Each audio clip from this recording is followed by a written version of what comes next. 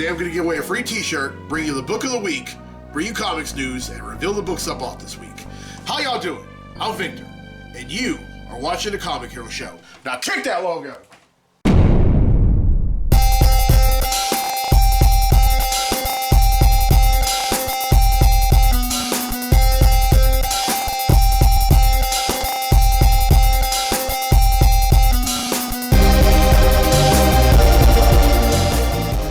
Welcome to this week's edition of the Comic Hero Show. I'm your host, Victor Nunley, and I am Comic Hero.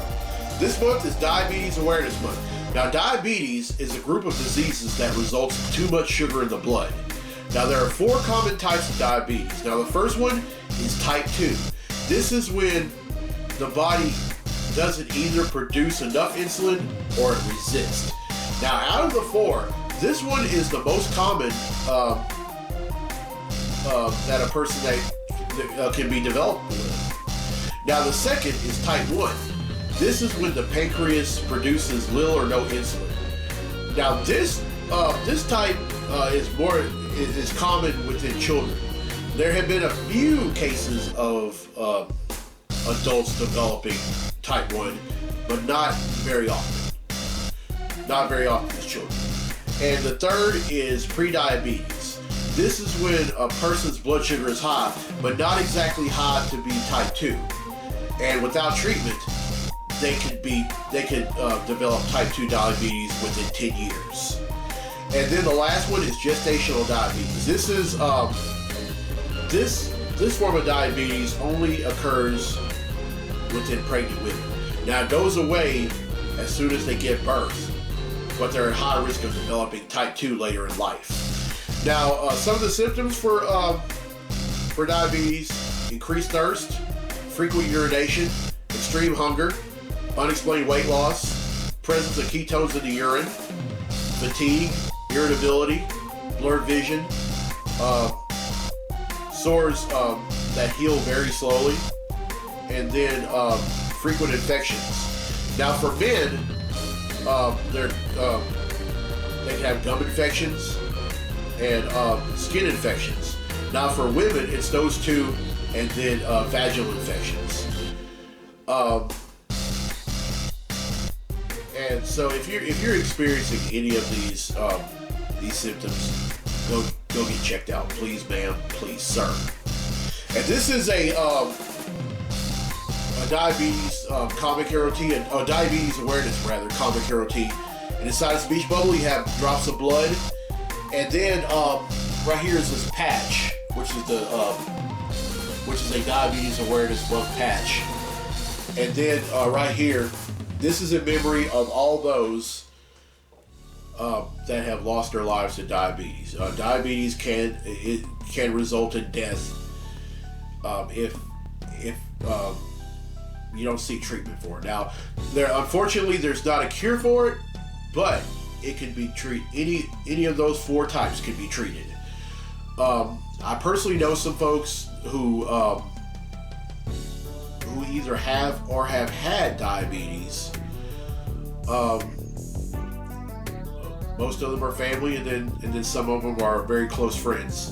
And if you're watching this and you have diabetes, any of the 4 types, my thoughts and prayers are with you. And I just want to let y'all know that y'all are above this. Y'all may have diabetes, but it doesn't have to have you. And also, if you're watching this and you have a family member who had diabetes who is no longer here with us, my thoughts and prayers are with y'all. And one thing about me, I don't mind reaching out to people. I know this is a web series about comics, but I just want the whole world to know that I care, that I'm for them, no matter what form of adversity they may be going through, or whatever ailment they may be going through. All right, it's time to give away a free t-shirt.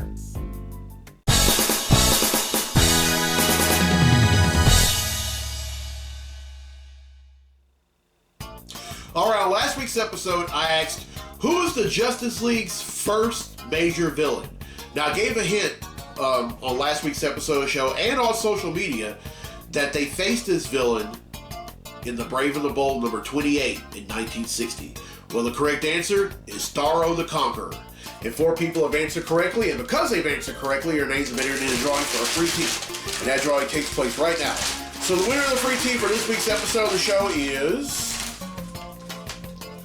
Jeremy Pardue from Balkanville, Louisiana. So congratulations, Jeremy. You win yourself a free Comic Hero tea. Alright, here's the question for next week's episode, and this is a Fantastic Four question. Which member of the Fantastic Four was once married to a Skrull? Now, for those of y'all who don't know what a Skrull is, a Skrull is an alien race that can assume the identity of anyone they see. And if y'all watched the second extra scene in Spider-Man: Far From Home, that was the alien race that assumed the identities of Nick Fury and Maria Hill. Everyone who answers correctly will be entered in a drawing for a free tea on next week's episode of the show. Now, unfortunately, I don't have a Comic Hero Throwdown Showdown Fight segment for you this week, but I do have a Comic Hero Book of the Week. So let's do this.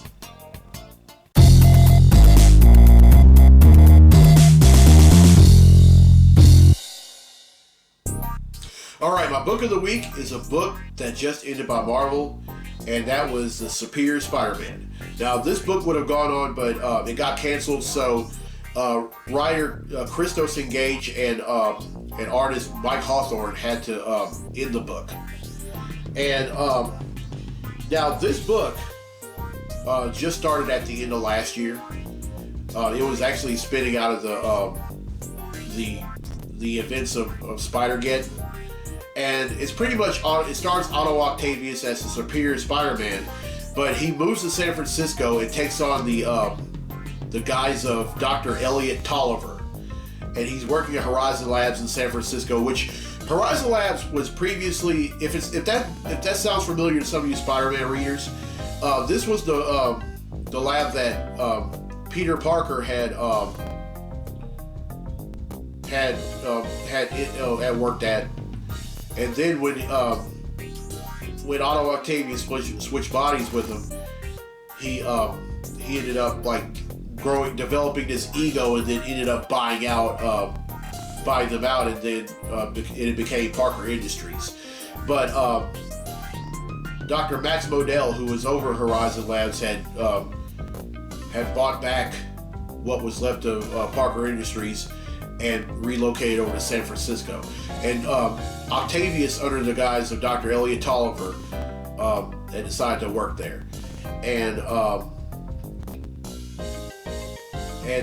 in this book, he pretty much learns what it truly means to be a hero. And I mean, there was some a lot of stuff going on, especially in during the World of Realms. There was there was an issue that was a tie-in to it, and he learned that with Spider-Man, what Peter Parker's Uncle Ben had told him, wasn't just passe, but it was true. With great power must also come great responsibility. And he learned that the hard way when he found out that there were some people that he tried to save but couldn't. And then just when things were about to calm down from the War of the Realms, then the Norman Osborn from a parallel Earth that was in Spider-Geddon shows up, and he comes to Earth 616 for one purpose, and that was destroy Otto Octavius's life. I mean, not destroy his life, but destroy everything he ever worked hard for. And he had done some. This version of Osborn had done some unspeakable things, including kidnapping a young boy who Octavius had even befriended, and telling him that if anyone other than Octavius shows up after him, he will kill him in cold blood, and then go after his parents. So Octavius ends up making this very irrational decision and summoning the Mephisto. Now, this whole thing. Now, Mephisto, a long time ago, in a Spider-Man crossover event called One More Day.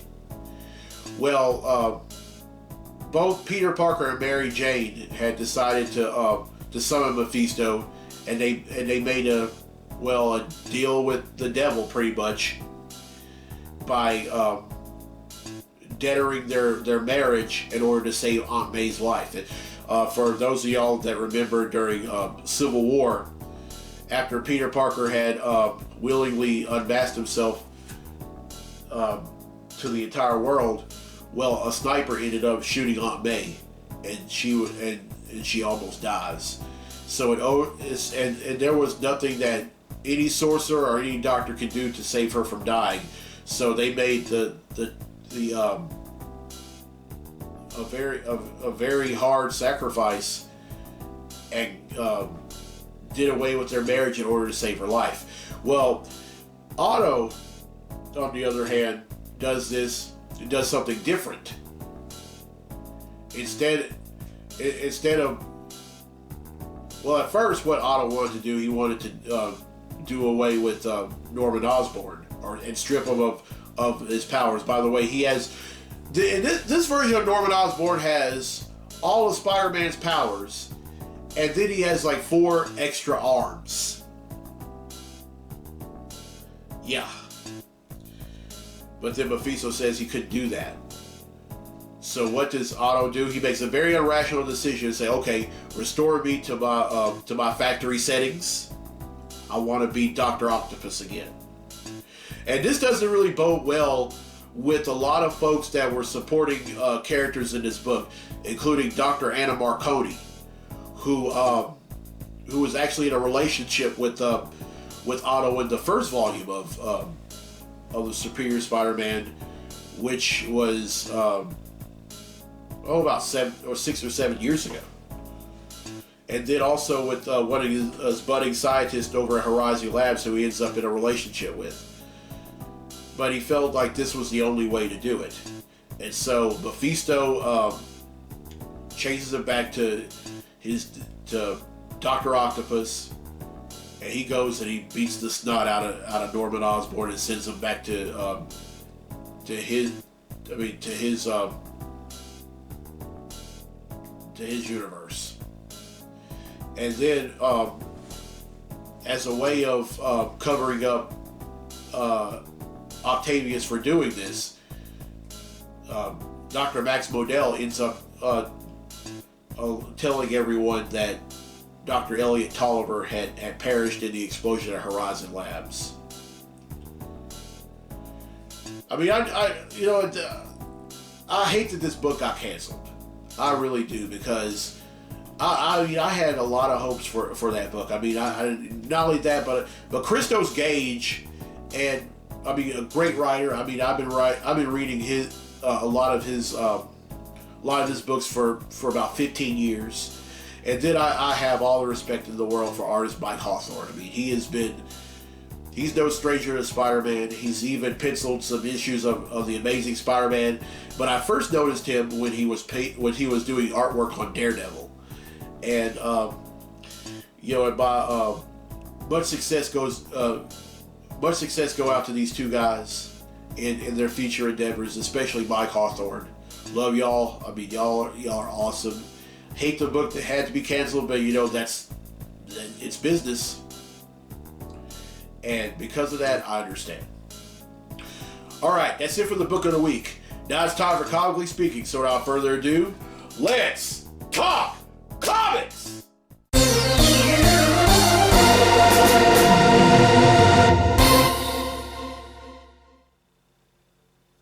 Alright, there are 3 things we're going to talk about in this segment of Comically Speaking, and the first one is the news that Venom 2 started production last week. Now, it's slated to come out October of next year, and there's going to be one change to the movie. Instead of Ruben Fleischer directing it, it's going to be directed by Andy Serkis. Now, for those of y'all who don't know, Andy Serkis is no stranger to the Marvel Universe. As a matter of fact, he played Ulysses Klaue in Avengers Age of Ultron and Black Panther. And also he's been casted as, in the DC Universe, as Alfred Pennyworth in The Batman, directed by Matt Reeves. Now, I don't know very much about Serkis in terms of directing or producing, but from what I've read, he has extensive knowledge about Spider-Man in the Venom mythos, and he wants to incorporate a lot of that into the sequel. And very excited about it. Enjoyed the first one. That was directed by Ruben Fleischer. Of course, it's going to star Tom Hardy as Eddie Brock in Venom. He's reprising his role from the previous movie. And then also it's going to star Woody Harrelson as Cletus Cassidy. Now, Harrelson played Cassidy in the extra scene of Venom that came out last year. And when I saw that, I knew there was going to be a sequel, and I know he's going to play Carnage in it. I can't wait for that to come out. I think this is going to be great. October 2020 can't get here any sooner. All right, now the second thing, and I just found this out on Instagram via Karen Gillan. Nebula is going to get her own solo series for Marvel. Now, of course, Nebula is Thanos' adopted daughter, who started both Guardians of the Galaxy movies, and then Avengers Infinity War and Avengers Endgame. And my understanding that the book is pretty much going to explain how she came to be, or going to explain her backstory, if you will. It's going to be written by Vita Ayala with art by Claire Rowe. Now, some folks believe that Nebula was created for Guardians of the Galaxy. No. There aren't many characters in the Marvel Cinematic Universe that were created in that universe. A lot of them debuted in comics, and Nebula made her debut in Avengers number 257 in July of 1985. But at the same time, we don't know a lot. There's still a lot about her that we don't know, and that's where and that's what the book is going to explain. And I'm totally all in for this book. I can't wait for it to come out. It's going to come out sometime next year for Marvel, and I can't wait. All right, now the last thing. Really don't want to talk about this, but I kind of have to. Brian Michael Bendis plans to make Superman's identity public. I'm not at all on board with this. Superman, when he was created by Jerry Siegel and Joe Shuster in the summer, during the 1930s. Of course, he made his debut in Action Comics #1 in April of 1938. Superman was created for the sole purpose of anyone never find, with the exception of a handful of people, finding out his identity. And now it just seems to me, in my opinion, that Bendis is committing the biggest cardinal sin in terms of Superman. I mean, I don't support it at all. And I just hope something good. I just hope that he has something good in store for all this, because to me this is a very bad idea. Now y'all have to, I need to remind some of y'all that Bendis, when he became the writer on Avengers at the very beginning of 2004, or rather at the very end of 2003, his first story arc was entitled Avengers Disassembled. And in this story arc, which ended the third volume of Avengers, he did a lot of that. He killed off a lot of characters. Other characters ended up walking out. But then he came out with a brand new Avengers team that had Captain America, Iron Man, Wolverine, Spider-Man, Luke Cage, the Sentry, and the Jessica Drew Spider-Woman.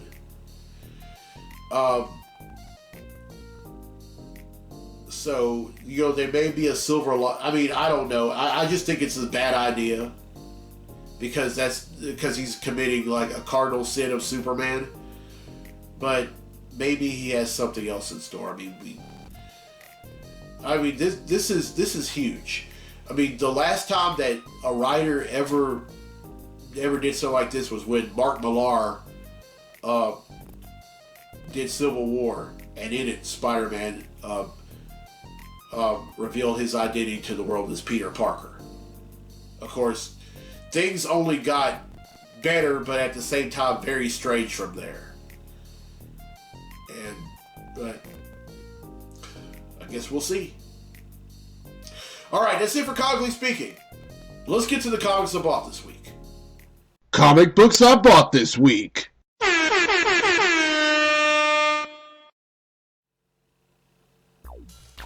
All right, first up, it's Catwoman number 17. Check out this awesome cover.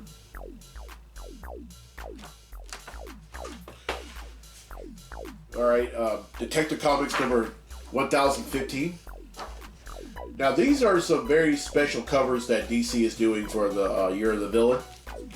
Now, I don't know if it's just for this month, but they're pretty awesome if you ask me.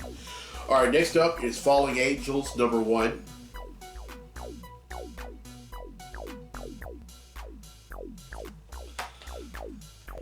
The Flash number 82. Another Year of the Villain cover.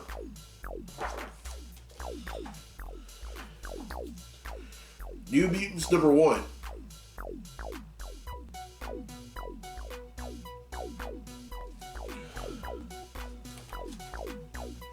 Superman number 17.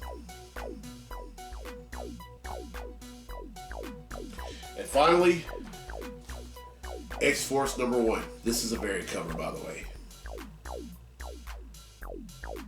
Features all the characters that are on the all former and current X-Men characters. All right, that's 7, which brings the total number of comics that I bought since December of 1997 to 9,702.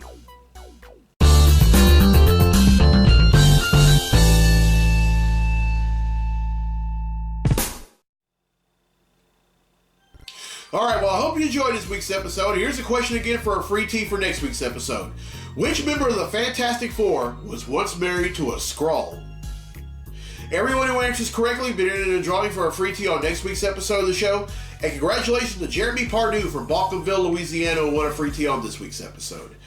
And if you're living with diabetes, or you know someone that's living with diabetes, or you knew someone that who's no longer with us due to complications of diabetes, this episode is for y'all, and my heart goes out to those living with diabetes. I can only imagine what you people go through, and I'm just here to show y'all some love. And it's not just y'all, but anyone that may be going through something. I say this all the time, and I tell people this all the time, but life isn't really worth living if you're going to be self-preserving. It just isn't. And I know, and I've said this many times before, I know this web series is, the subject matter is comic books and anything within the realm, but I'm not above helping people, reaching out to people, letting them know that adversity is temporary. And next week's episode is going to be a Thanksgiving episode. And I don't care who you are. I don't care what walk of life you come from. You have to be thankful for at least one thing. I happen to be thankful for a lot of things. And so no matter who you are, next week's episode is for y'all. Alright, I'm Victor Nunley on a Comic Hero. I'll see you next week for episode 286. So until then, be safe, be blessed, be a hero!